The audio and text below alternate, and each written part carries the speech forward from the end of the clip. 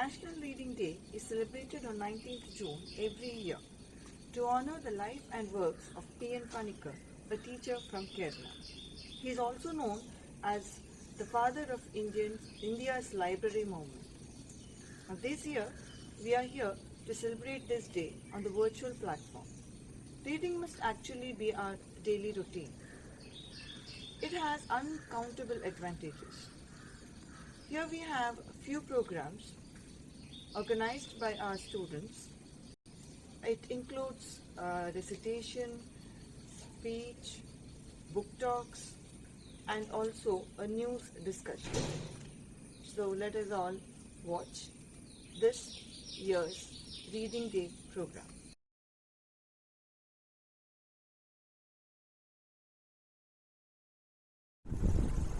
Hello everyone. As we celebrate June 19 as National Reading Day, I wish to recite a poem. Title of the poem is The Return. It is written by the Croatian expressionist poet Andar Branko Šimić. His poetry is deeply passionate and much concerned with physicality, God and death. The contemporary Croatian poem is translated into English by the renowned Croatian-American memoirist Courtney Angela Bergic. I recite The Return. You do not even sense that I have returned and am near at hand. At night, when the silent moon murmurs in your ear, no, it is not the moon circling your house. I am wandering on the blue paths of your garden. When walking on the road in the dead moonlight, you stop, frightened by the cry of a strange bird. No, that was my heart's call from the near banks. And when you see some shadow move in the twilight from the far side of the dark, silent water, no, I am walking proud and exultant as if beside you. Thank you and keep reading.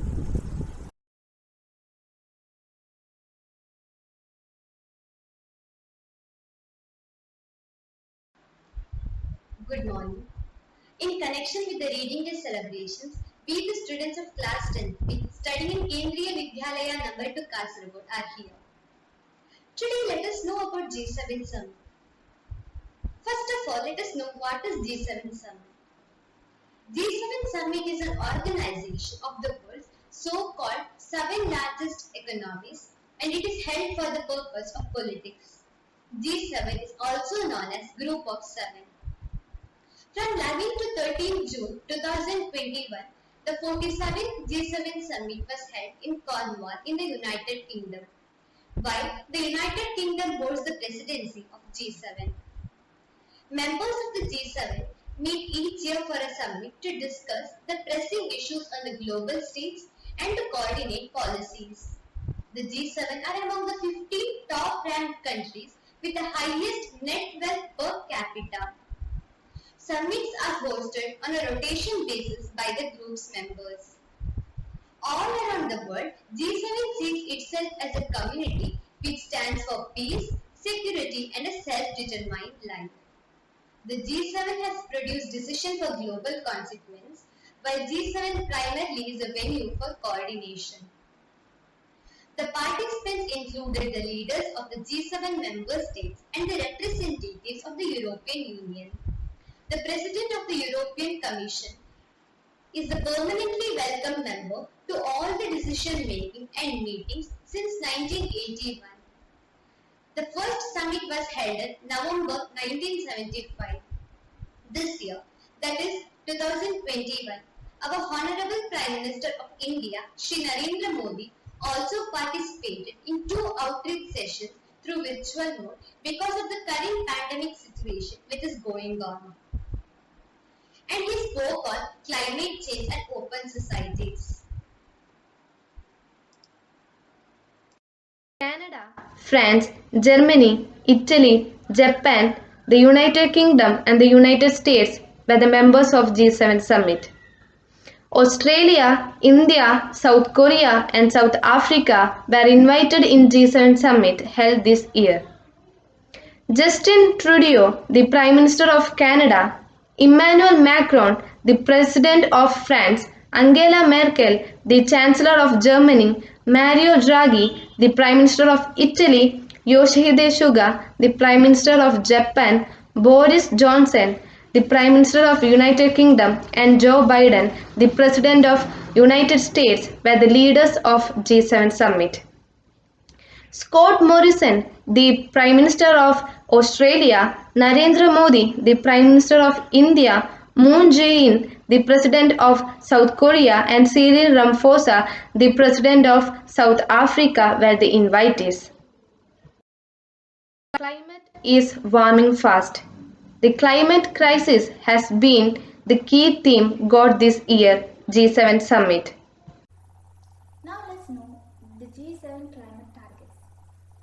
All G7 leaders for the first time also agreed to align their long-term and short-term climate goals in a manner that keeps 1.5 degrees Celsius global warming pressure within reach.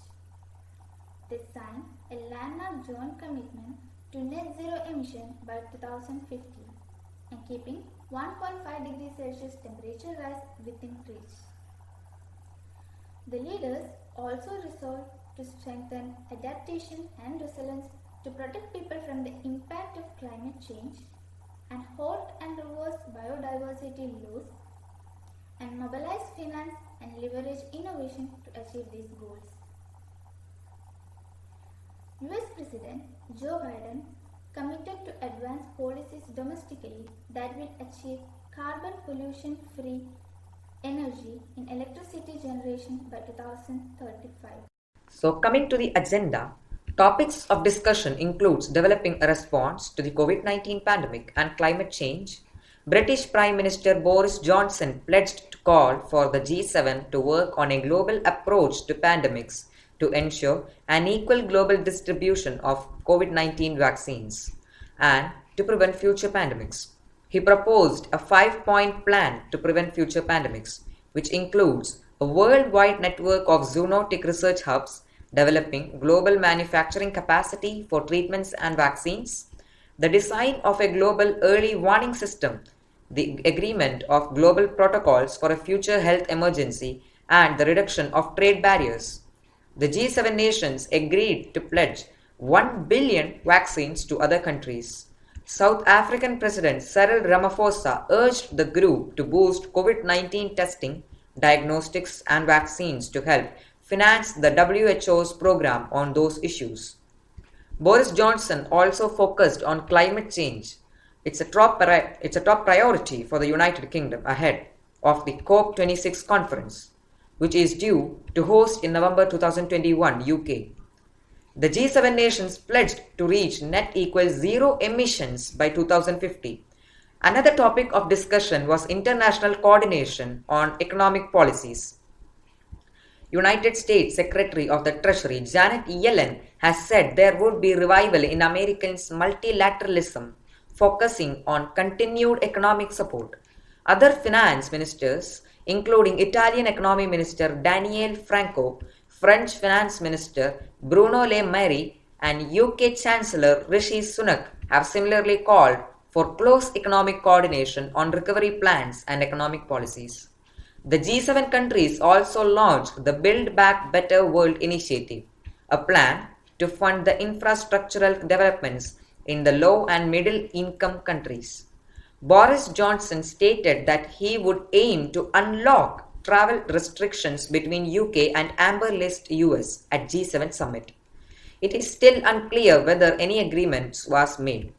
The G7 nations called for peace in the Taiwan Strait. In response to this, a spokesperson for the Chinese embassy in London stated that the days when global decisions were dictated by a small group of countries are long gone. The cost of policing the summit has been estimated to be 70 million euros.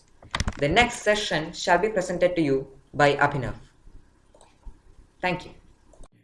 Good morning, everyone.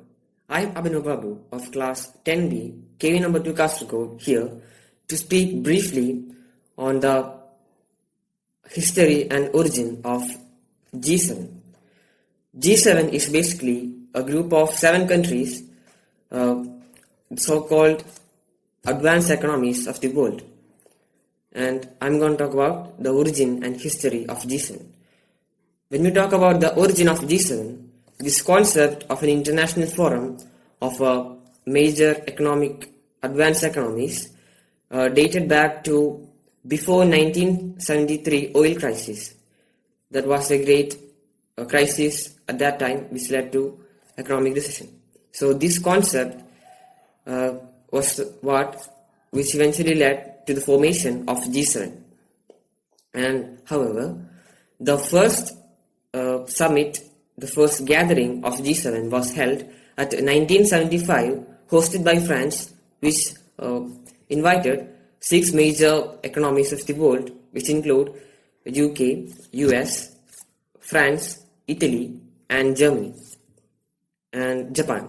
Yeah, and they met to discuss about the global economy and about various global crises, economic crises such as the oil crisis and economic recession at that time. So they also took some major decisions, economic decisions, such as promoting free trade and helping the developing nations of that time. And they also established plans for future gatherings and decided to meet regularly every year. So next year, 1976, the G6 formally invited Canada, forming the G7. So there were 7 countries meeting. So Canada was also an advanced economy at that time. And in 1998, the G7 formally invited Russia, forming the G8. However, Russia was an outlier in the group because they lacked the national wealth and financial weight as other countries had. So they were always an outlier. And finally, in 2014, the membership of Russia was suspended because of the annexation of Crimea. And it again became G7 from G8.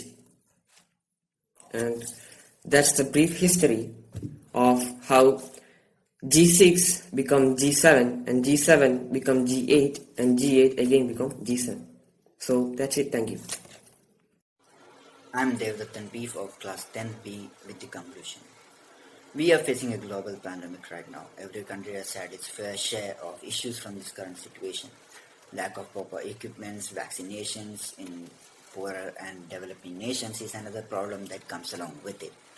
Right now seems like the perfect time to hold something like G7. G7 leaders discussing economy, climate change, current pandemic, and geopolitics.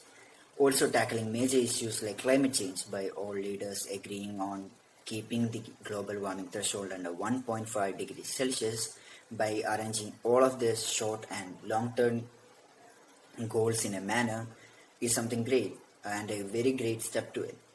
Another one of the biggest announcements to come out of this year's G7 summit was that the leaders have pledged to donate over 1 billion of COVID-19 vaccinations to poorer nations within this year. It was also pledged that the global green industrial revolution would be kickstarted, with the ultimate goal being transition from coal and to other types of energy like wind and solar, which does not produce carbon dioxide emissions. But a disappointing thing to come out of the 3-day-long summit was that despite the agreements that leaders made to slow down climate change, they could not come up with a date where they would stop burning coal. Ultimately, to conclude, this year's G7 summit of 2021 could be potentially the most successful G7 ever, with the plans like Green Industrial Revolution, Build Back Better Partnership Pledge, and more. And with that, we will end it here. Thanks for listening and staying through.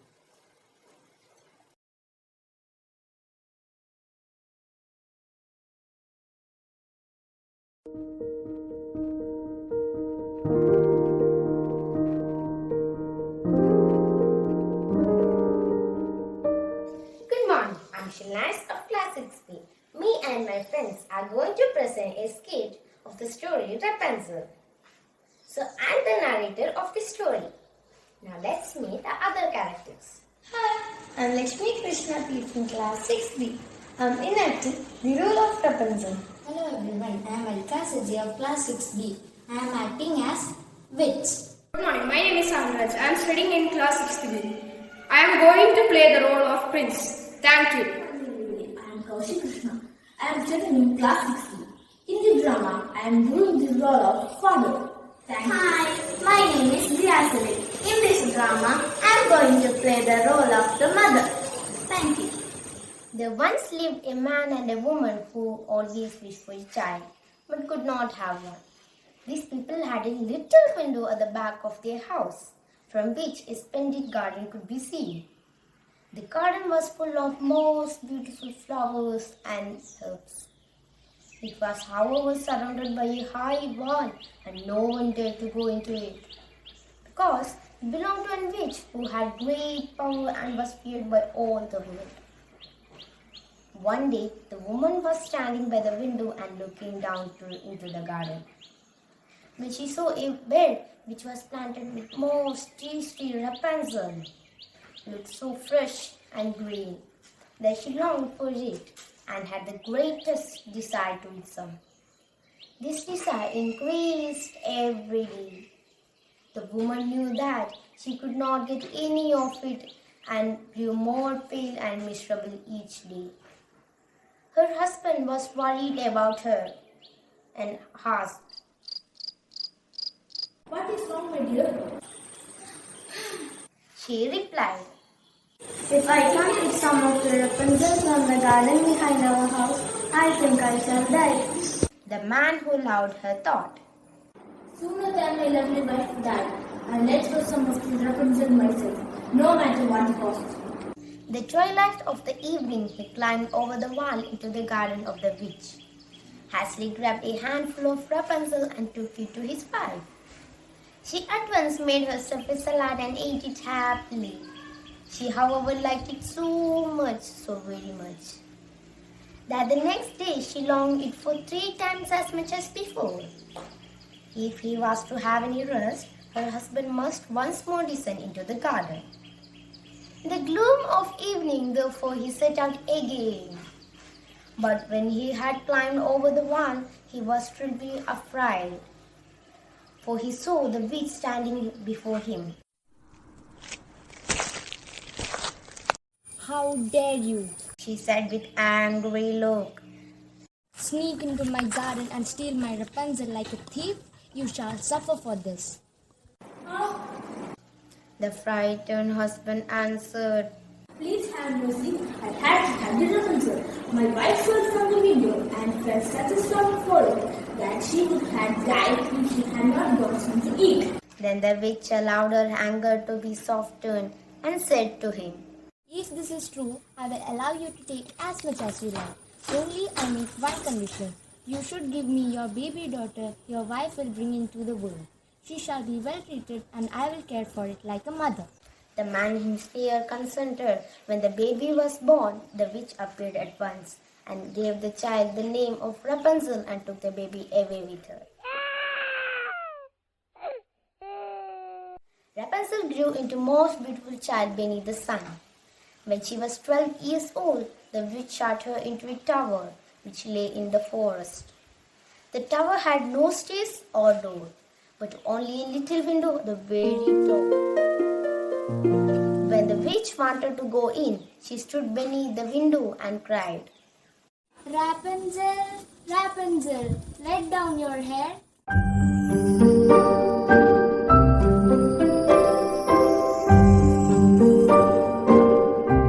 Rapunzel had magnificent long hair fine as spun gold, and when she heard the voice of the witch, She would her brains round one of the hook of the window, and then the hair fell down the side of the tower, and witch climbed up by it.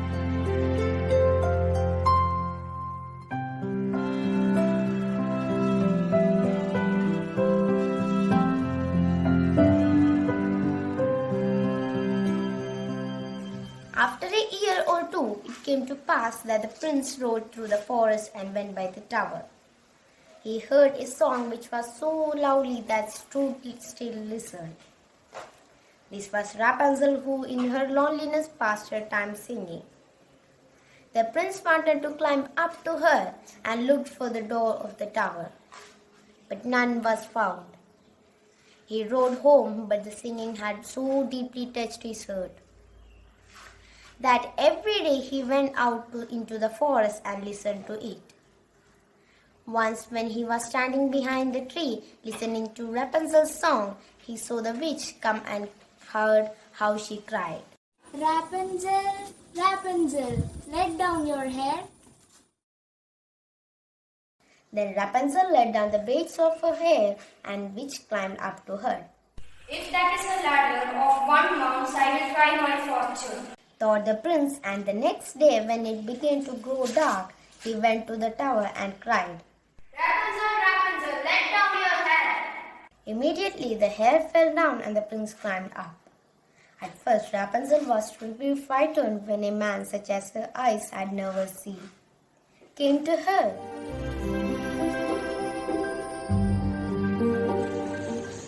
You're not my mother. Why did you come here? My heart had been so stirred by your singing that it had left me no rest. Rapunzel lost her fear, and when he asked if she would take him for her husband, and she saw that he was kind and handsome, she said yes and laid her hand in his. Yes. And she said, I'll willingly go away with you, but I don't know how to get down. Bring a bit of silk every time you come here, so that I can weave a ladder and we shall escape together. They agreed that until that time he should come to her every evening. For the old woman came by day. The witch knew nothing of this until once Rapunzel said in her distraction, Oh my, you're so much heavier than the young prince. Mother, prince climbs my hair faster than you do. Ah, you wicked child! cried the witch. What do I hear? Thieves say, I thought that I had separated you from all the world, but you have deceived me.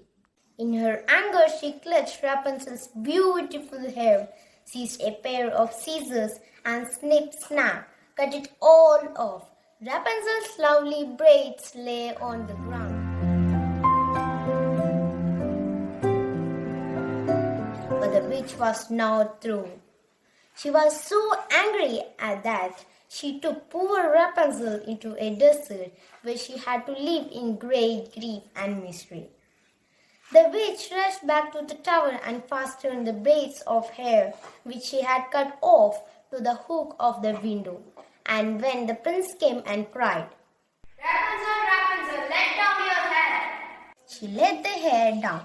The prince climbed to the window, but he didn't find his dearest Rapunzel above, but the witch, who gazed at him with a wicked and venomous look. She cried mockingly. You have come for Rapunzel, but the beautiful bird sits no longer singing in the nest. The cat has got it and will scratch your eyes as well. Rapunzel is banished and you will never see her The again. prince was beside himself, and in his despair he fell down from the tower. He escaped with his life, but the thorns into which he fell pierced his eyes. Then he wandered, quite blind about the forest, ate nothing but roots and berries, and did nothing but weep o'er the loss of his dearest Rapunzel. In this way, the prince roamed in mystery for some months, and at the length came to desert, where the witch had banished Rapunzel. He heard a voice singing, and it seemed so familiar to him that he went towards it. When he approached, Rapunzel knew him and fell into his arms and wept. 2 of her tears fell on his eyes and Prince could see again. He led her to his kingdom where he was joyfully received, and they lived for a long time afterwards, happy and contented.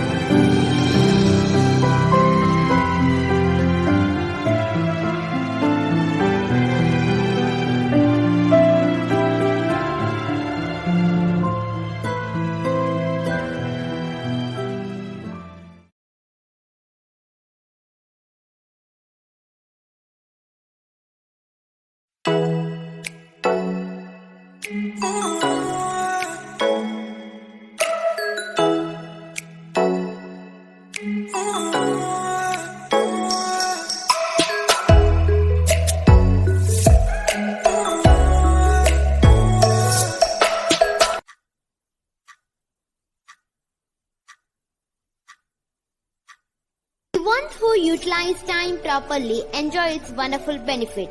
This happens with Sonu and Tia when their exams were near.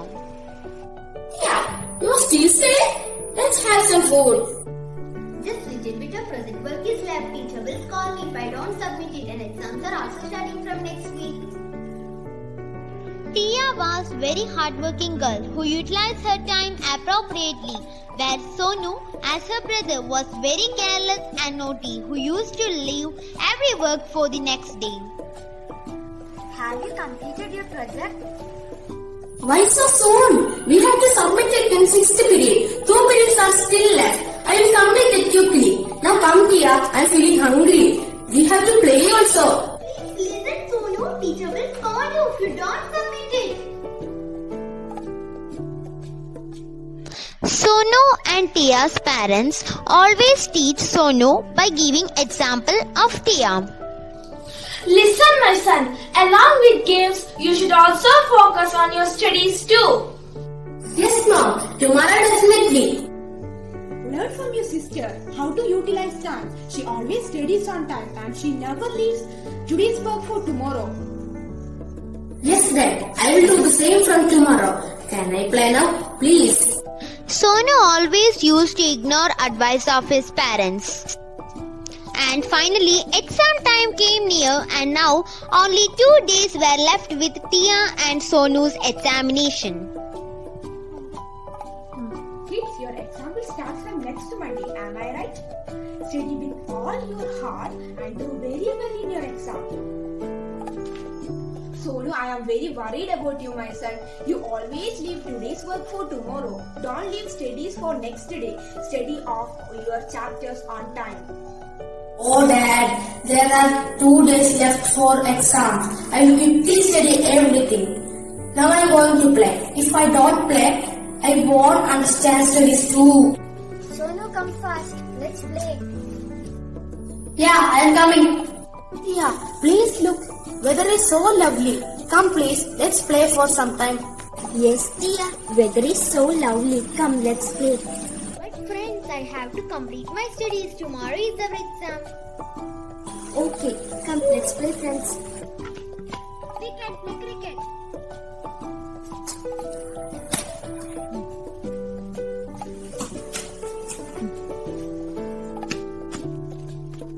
After some time, Tia saw that the present weather has turned into a storm and clouds were black everywhere. It seemed rains could happen any time.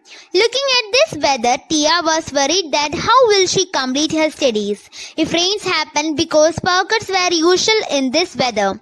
She called Sonu. Sonu, listen. By looking to the weather, rain are about to come. Pocket may be there during night. Stop all your games and come steady now. Otherwise, what will you write in your exams tomorrow? Don't worry, Tia. It's just afternoon now. I will study during night and will complete everything quickly. Electricity won't go. Plus, it would be more amazing to study after rains. I want to go now. My batting kit. Careless Sonu, as usual, took everything very lightly. He began to feel anxious when rain started suddenly. Sonu was very nervous and now he returned home. Upon returning, he saw that not only his house but whole village was facing power cut. After seeing this, Sonu started to cry loudly. We are writing my exams tomorrow. I haven't studied even a single chapter. And now electricity is also gone. I will fail. I told you before, you should study on time. I told you 1 week before also, you should study on time. But you never understood a word. Now face it. Sorry, Papa. What should I do now? I didn't complete my studies on time. At last, Sonu realized his mistake. Time and tide wait for none. Crying now is no help. Won't you understand why everyone is praying you before? Now stop crying and come with me. I completed my studies on time. I will make you understand and remember everything very easily. Come. Next day, both the kids went happily to appearing exams. One who handled this present by utilizing time properly is surely winner in future. An inch of time is an inch of gold, but you can't buy that inch of time with an inch of gold.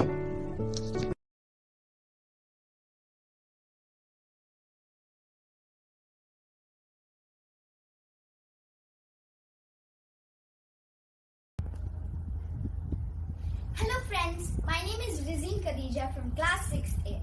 Today I am going to be talking about the book Charlie and the Chocolate Factory, written by Roald Dahl. Do you like chocolate or do you like to go to a chocolate factory? This is a fantastic and an exciting story. This story is so interesting I couldn't stop reading it. So this story is about a boy called Charlie Bucket. He was born from a poor family. Once this family was starving for food. His luck gave him a chance to visit Mr. Willy Wonka's chocolate factory. Mr. Willy Wonka's chocolate factory is the most mysterious and the extraordinary chocolate factory in the world. In a room on the factory, the waterfalls made up of chocolate, the grass made up of vanilla, everything there is edible. Every child is dream, right? Yes. So there were 4 other children who won the golden ticket to visit Mr. Willy Wonka's chocolate factory. They were Augustus Gloop. He was so greedy. And Violet Burgard. She has been chewing the same gum for 3 months. That's disgusting. Veruca Salt. She was spoiled by her parents. She got everything she wanted. Mike TV. He was addicted to TV. So they all reached to the chocolate factory. So one by one, except for Charlie, did some mischief and got into trouble. Augustus Gloop got sucked by the pipe with chocolate. Violet Burgard chewed some gum and turned into a blueberry. Veruca Salt tried to steal a squirrel and gets thrown in a garbage. Mike TV turned small by a TV. So the only child left is Charlie, who has behaved. Charlie, Mr. Willy Wonka offered him a surprise to work in his chocolate factory. Not only for him, for his entire family to enjoy their life in the chocolate factory. Thank you and have a nice day.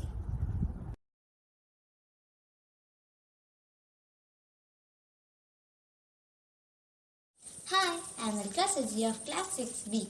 I am Little Red Riding Hood. Today I am going to share the conversation between Little Red Riding Hood and the wolf. Hello, where are you going? I am going to my granny's house. She lives behind those hills. Oh Granny, what big eyes you have. That I can see you better. Granny, what big nose you have. So that I can smell you. And what a big ears you have. That I can hear you better. And what big teeth you have. Help me! Help me! Thank you.